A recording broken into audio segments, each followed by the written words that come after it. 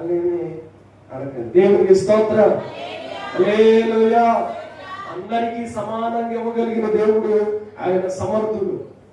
మనకి భూములు లేవా, ఇల్లు లేవా, ఆస్తులు లేవా, స్థలం లేదా, ఏమీ లేదా, ఎడారుల్లో ఏమి తల వాల్చుకున్నట్టుగా స్థలం లేదా, దేవుడు తన కుమారునికి భూమిని స్వాస్థ్యంగా ఇస్తాడు. దేవుడు తన బిడ్డలకి తన యొక్క కృప చొప్పున అన్నింటినీ స్వాస్థ్యంగా ఇవ్వడానికి ఆయన సమర్థుడు. మనకి ఏది లేదో దేవుని సన్నిధిని అడిగితే ఆయన అన్నింటినీ వదిలేసుకున్నాడు మనందరి కొరకు. మనకి తన బిడ్డలుగా మనం జాయిన్ అవ్వగలిగితే, లేకపోతే మనం బిడ్డలుగా చేర్చుకోగలిగితే సైని మనం ఆయనకి దాసులు అయిపోతే ఒక మాటలో మనకి ఏది తక్కువ లేకుండా ప్రభు చేస్తాడు. అలా చెయ్యాలి అంటే ఖచ్చితంగా మనం దేవుని సన్నిధిలో దేవునికి దాసులు.